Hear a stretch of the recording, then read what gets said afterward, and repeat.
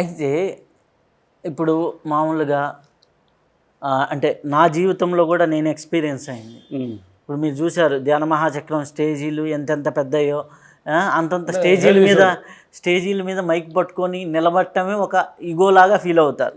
అంటే ఒక అహంకారం అనే పదం నేను మాట్లాడుతాను. తర్వాత సాధన చేయంగా కొంత లెవెల్కి వెళ్ళేసరికి ఫస్ట్ పట్టుకోవాలన్న కోరిక సంకల్పం ఉంటుంది, ఏదో మనం ఏదో చెప్పాలని. తర్వాత అది కూడా జయించాలనే తత్వం వచ్చేస్తుంది. తర్వాత మనకు అవకాశం ఉన్నా కానీ ఎందుకులే అని తప్పించుకొని తిరుగుతుంటాం. ఇప్పుడు మీ పరంగా చూస్తే ఎంతో పెద్ద స్టేజీలు, రజనీకాంత్ లాంటి వారి స్టేజీలు, వాళ్ళు పొగుడుతూ ఉంటారు. లేకపోతే మహేష్ బాబు చాలా పెద్ద యోగులు అన్నారు, చిరంజీవి గారు అయితే ఎట్లాగైతే ఇంతమంది హీరోస్ పొగిడినప్పుడు ఎంతో కొంత అహంకారం వస్తుంది. అబ్బా మనం స్టేజ్ ఎక్కాలరా, ఆ హీరో నన్ను పొగడాలరా, ఈ హీరో నన్ను పొగడాలరా అనేది ఉంటుంది. ఆ పొగడ్త అదైతే మన చుట్టూ ఉండేవాళ్ళు మనల్ని భజన చేసే రకాలు చాలా మంది ఉంటారు. మాస్టర్ నువ్వు గ్రేట్, లేకపోతే ఇది అని. ఈ భజనలు వల్లే సగం మంది జీవితాలు గల్లంతులు పడతాయి. ఈ భజనలు అంటే నా దగ్గర ఒక స్నేహితుడు ఉన్నాడంటే వాడు ఏమంటాడు, నాకేదో ఒకటి ఆశించే వాడు అది ఇది అని పొగుడుతూ ఉంటాడు. ఇలాగ సినిమా ఇండస్ట్రీలో చాలా ఎక్కువ ఈ భజన, ఈ పొగడ్తలు నువ్వు భరించి తట్టుకొని బ్యాలెన్స్ చేసి దాంట్లో ఆ మునక్కుండా బయటకి తేవడానికి మీ ఆధ్యాత్మికత మీకు ఏం సహకరించింది? అంటే ఇప్పుడు ఏమైందంటే మంచి మాట అన్నారు. అంటే ఒక మనం పక్కోడు నువ్వు సూపర్ అన్నాడు అనుకోండి, మన డ్రైవరు మన కింద పని చేసేవాడిని సూపర్ అన్నాడు పెద్దగా ఇంపార్టెంట్ ఉండదు. అదే ఒక రజనీకాంత్ లాంటి వాళ్ళు, ఒక చిరంజీవి అన్నోళ్ళు, రామలక్ష్మణ్ సూపర్ అన్నారు అనుకోండి స్టేజీ మీద, అప్పుడు ఎలా ఉంటుంది మనకు తెలియకుండానే తెలియనా అలా వస్తుంది. మనస్సు పూర్తిగా ఈ సందర్భం చెప్పేది ఏంటంటే, అది చిరంజీవి అన్నయ్య కావచ్చు, రజనీకాంత్ కావచ్చు, మన ఎవరన్నా చిన్నవాళ్ళు పెద్దవాళ్ళు కావచ్చు, మేము ఈ ఆత్మ పైనలో ధ్యానంలోకి వెళ్ళా మాకు లేటెస్ట్గా వచ్చిన అనుభవం ఏంటంటే, నన్ను పొగడాలనుకుంటుంది అది నీ అభిప్రాయం, నాకు సంబంధించింది కాదు. నా మీదేదో నీకు ఒక క్లారిటీ వచ్చింది, నా మీదేదో ఒక నమ్మకం వచ్చింది, రామలక్ష్మణ్ మంచోళ్ళు అన్నాము తప్ప అది నీకు సంబంధించింది కానీ అది నాకు సంబంధించింది కాదు. అర్థమైందా? అంటే నీకేదో ఆ సిచ్యువేషన్లో ఇంకోతను దీన్ని మళ్ళీ రివర్స్ తీసుకుందాం. ఇంకో సిచ్యువేషన్ ఒకటి తిట్టాడు, అందరూ పొగడరు కదా, మమ్మకొని తిట్లు తిరుగుతుంటారు, రామలక్ష్మణ్ ఆ పైట్లు తీసిన ఎదోలు అంటుంటారు. ఆ సిచ్యువేషన్లో అతనికి అట్లా అనిపించింది. అప్పుడు మేమేమనుకుంటున్నామంటే, పొగడెంతలు కానీ నువ్వు యాక్సెప్ట్ చేస్తే ఆహాహా అంటే తిట్లు కూడా యాక్సెప్ట్ చేయాలి. అంటే అది కావాలి, ఇది వద్దంటే అట్లా ఇప్పుడు వ్యతిరేకం అయిపోతుంది. అప్పుడు మేము ఏం చేస్తున్నామంటే, పొగడెంతల్ని యాక్సెప్ట్ చేయట్లేదు, తిట్లని యాక్సెప్ట్ చేయట్లా. పొగిడేది ఆయనకి మనలో ఏమనిపించిందో ఆయన పొగిడాడు, తిట్టాడు, మనలో ఏం తప్పు చూసాడు ఇతను తిట్టాడు, అన్ని వాళ్ళ అభిప్రాయం మీద ఆధారపడింది తప్ప అది మనకు సంబంధం లేదనే భావనతో మేమిద్దరం ఈ ధ్యానంలో తెలుసు సత్యం. అయితే ఇక్కడ మనస్సు అనేది ఉంటుంది కదా, రజనీకాంత్ లాంటి వాళ్ళు ఈయన పెద్ద యోగులు అన్నప్పుడు మనస్సు అనేది టింగ్మని పైకి లేస్తుంది కదా, అప్పుడు మనస్సుని ఎట్లా బ్యాలెన్స్ చేస్తారు? అప్పుడు ఏం చేస్తున్నాడు, మేము ఇద్దరం చేస్తున్నాం అంటే, ఎప్పుడైతే మీరు రవిశాస్త్రి సూపర్ అంటారు అనుకో, ఎమ్మండ మా నుంచి వెనక చూస్తాం ఇట్లా అంటాం, అంటే లోపల మనసుని తిప్పుతాం, వెనక తిప్పుతాం. అంటే ఎందుకు ఇది ఉదాహరణ కథ చెబుతా. మేము కేబీఆర్ వాళ్ళు నడుస్తున్నాం, ఇది 2 మాటలు చెప్పడం జరిగింది. నడుస్తుంటే అక్కడ రిచ్ పీపుల్స్ నడుస్తుంటారు, మేము వెళ్తుంటే 2-3 వచ్చి మా నమస్కారం పెడుతున్నారు.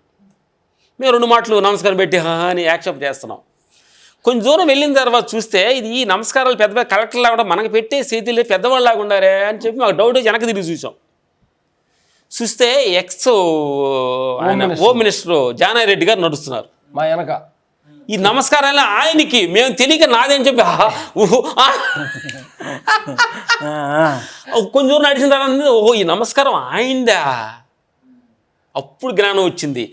అలాగే ప్రతి మనిషి పొగడింతలన్నీ ఆయనయే. అంటే నాకు అర్థమవుతుంది, నేను ఏలు ముద్రగాడిని, నాకేం తెలియని సంగతి నాకు క్లారిటీగా అర్థమవుతుంది. ఇప్పటికీ ప్రజెంట్గా నాకేమీ తెలియదు, ఇది నాకు క్లారిటీగా అర్థమవుతుంది. మరి నేను ఈ పొగడింతలు సూపర్ అనగా నేను ఎట్లా అవ్వాలి, నాకు తెలియదు కదా, తెలియదని నేను ఎలా యాక్సెప్ట్ చేయాలి?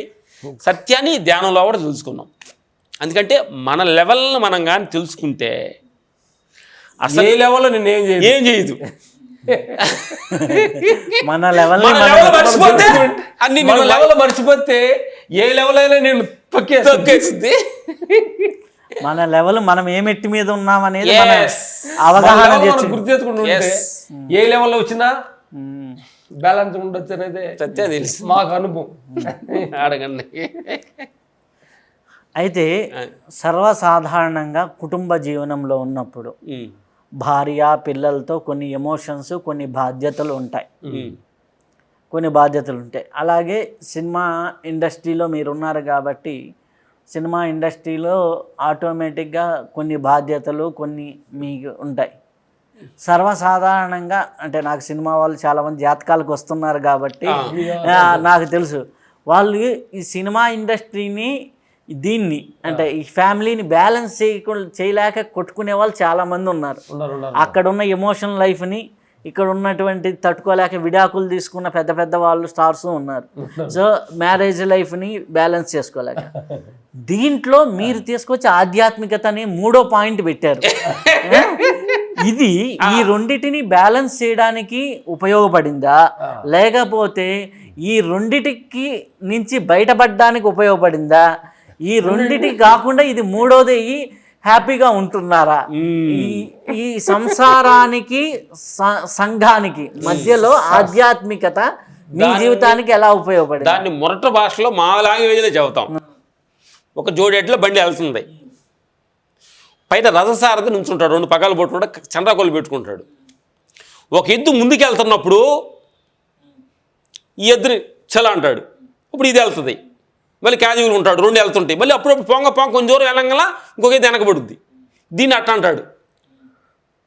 బండినేమి లాగట్లా, లాగే అయ్యే వాటిని బ్యాలెన్స్ చేయడం కోసం పైన గుంచున్నాడు. ఎవరు? రథసారథి అంటారు. అది భగవాన్ కృష్ణుల భగవాన్ కావచ్చు, 10 బండి తోలే 10 రైతు కావచ్చు. అలాగా అది సినీ ప్రపంచం కావచ్చు, సంసారం కావచ్చు, అది బిజినెస్ కావచ్చు, సంసారం కావచ్చు. ఇని చాలామంది ఏం చేస్తారంటే సినీ ప్రపంచం డబ్బులు పేరు రాగాలనే ఈ ఎద్దుని తోలుతున్నారు, చక్క దీనే కొడుతున్నారు, ఈ ఎద్దు వెనకబడుతుంది. సంసారం పట్టించుకోవట్లా. ఇప్పుడు ఏముంది, ఇదే పేరు ప్రతిష్టలు అట్లా వెళ్ళిపోతున్నారు సుఖాలకి. కొంత దూరం వెళ్ళిన తర్వాత ఈ ఎద్దుని తోలటానికి చూస్తే ఎద్దు లేదు, ఇక్కడ వెనక తిరిగి చూస్తే ఇదిలో 2వది లేదు. అందుకని మేమేమంటున్నామంటే మాకు తెలిసిన మిడిమిడి భాషలోనే ఇది ఏదో పేరు ప్రతిష్టలు వస్తాయని చెప్పి దాన్నే తోలటం కాకుండా ఒక చంద్రకోలు ఇటుగోడేస్తే 2 బ్యాలెన్స్గా వెళ్తాయి. అప్పుడు బండి చక్కగా నడుస్తుంది. అందుకని సంసారం అనుకున్న వాళ్ళు చాలా ఇబ్బందులు పడ్డారు. నాకు ఫ్యామిలీ నా పిల్లలు అనుకున్న వాళ్ళు పిల్లలు వచ్చి నువ్వు నా తండ్రి ఏదో పిల్లలు, ఇప్పుడు మన సంసారం చాలా జరుగుతుంది. నా పిల్లలు నా ఫ్యామిలీ అని 24 hours సేవ చేసిన వాళ్ళు పిల్లలు పట్టించుకోకుండా పక్కన నెట్టేసేవాడు నడుస్తున్నాడు. నా దగ్గర రీసెంట్గా మొన్న ఒక ఆయన 78 ఏళ్ళు, ఒక కొడుక్కి 150 కోట్లు, ఇంకొక కొడుకు 150 కోట్లు ఆస్తి ఇచ్చానండి, ఇద్దరు కలిసి నన్ను వృద్ధాశ్రమంలో వేసారండి అంటే అర్థమైంది. ఆయన ఏమన్నాడు, దీని మీద తోలాడు చంద్రకోలు, ఇది వదిలేశాడు అన్నమాట. సో ఇక్కడ మన ఆధ్యాత్మికత అనేది ఈ రెంటిని బ్యాలెన్స్ చేయాలంటే నీ ఆత్మ లెవెల్ చాలా న్యూట్రల్లో ఉండాలి. దానికి గురువుల అనుగ్రహం కావాలి, విశ్వశక్తి అనుగ్రహం శక్తి నీకు కావాలి.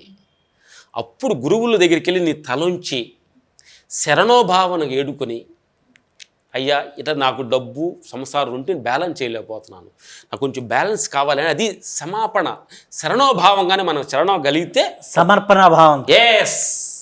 తర్వాత ఇంకోటి గురుగారు, మనం ఏంటంటే ధర్మాలు ఉండే కదా, సంసార ధర్మం, సమాజ ధర్మం. అంటే ధర్మం అంటే సంసార ధర్మం, సమాజ ధర్మం, 2 ధర్మాలే. ఏ ధర్మాన్ని నెగ్లెక్ట్ చేసినా నువ్వు విజయం కాదు, అపజయమే.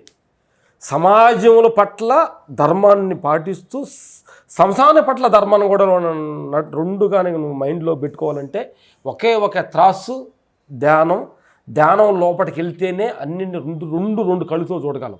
లేదంటే ఒక కన్ను మూసిన కన్ను చూడగలం. ఇది కాబట్టి ఆత్మస్థితిలోకి వెళ్ళినప్పుడు నీకు ఏది ఎక్కువ కాదు, ఏది తక్కువ కాదు. చాలా మంది అంటే ఒకటి ఎక్కువగా ఒకటి తక్కువగా చూస్తున్నారు. అంటే చెడికి సుఖాలు, చెడికి ఆనందం ఏంటంటే ఇదే నా ప్రపంచంలో ఉన్నారు కదా. కాదు, మనకు తిట్టే భార్య కావాలి, పట్టించుకొని కొడుకు కావాలి, పట్టించుకున్న సమాజం కావాలి, పట్టించుకున్న సమాజం కూడా కావాలి. అట్లా ఏం తెలుసుకుంటున్నావు అని ఎస్, నీకు అర్థమైందా? అందుకని ఫ్యామిలీతో ఉంటే అందరు నన్ను పూడతారని ఎక్స్పెక్ట్ చేసినప్పుడు వాళ్ళు బయట అనాథ స్కూల్కి పంచినప్పుడు బాధపడుతున్నావు లేదా?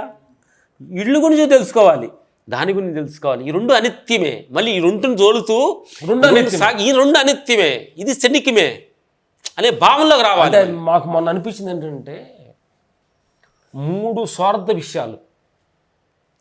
సమాజం అతిపెద్ద స్వార్థం, సంసారం రెండో స్వార్థం, నేను అన్నానే ఈ దేహం నేను అన్నదే ఇది రెండింటికంటే అది పెద్ద స్వార్థం. ఎట్లా అంటావేమో, సమాజంలో నువ్వు బాగా పని చేస్తున్నావు, మేము బీజీగా ఉన్నాం, బాగా చేస్తున్నావు అనుకున్నావు, పని కొంచెం డల్ అయిపోయింది, వాళ్ళు తీసేస్తారు.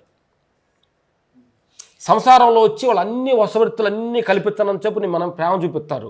ఆ వసవర్తులు లేనప్పుడు సంసారం కూడా అలా తగ్గుద్ది, నీ పక్కన పెట్టారు. అంటే సంపాదిస్తున్న రోజులు బాగుంటుంది, రిటైర్డ్ అయిన తర్వాత కూర్చో పో అంటారు తగ్గిపోద్ది. అలాగే వచ్చేటప్పుడు మూడోది ఏంటంటే ఈ రెండు వాళ్ళు వదిలిపెట్టాయి. నీ దేహంలో చూడు, నేను దేహం అన్నావే, ఇది పెద్ద స్వార్థం. ఏంటి, ఈ దేహం చూడటానికి మాట్లాడటానికి వినటానికి కష్టంగా ఉన్నప్పుడు ముసలం నడితే ఏమంటాడు, నేను పోతే బాగుండే అంటున్నాడు.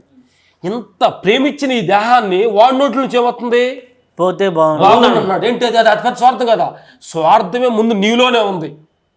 అంటే తిరిగి ఎంజాయ్ చేసినప్పుడు కావాలి, తింటాను చూడలేనప్పుడు పోవాలా అంటే ఏంటి, అంత ఎంత స్వార్థం ఉంది. నేను అన్నా చూడు, నేనే పెద్ద స్వార్థపరుణ్ణి, నాకంటే సంసారం పెద్ద స్వార్థం, సమాజం అంతకంటే పెద్ద స్వార్థం. ఇది తెలుసుకోవటమే జ్ఞానం. స్వార్థం అని తెలుసుకొని జీవించటమే జ్ఞానం, అదే ఆత్మస్థితి.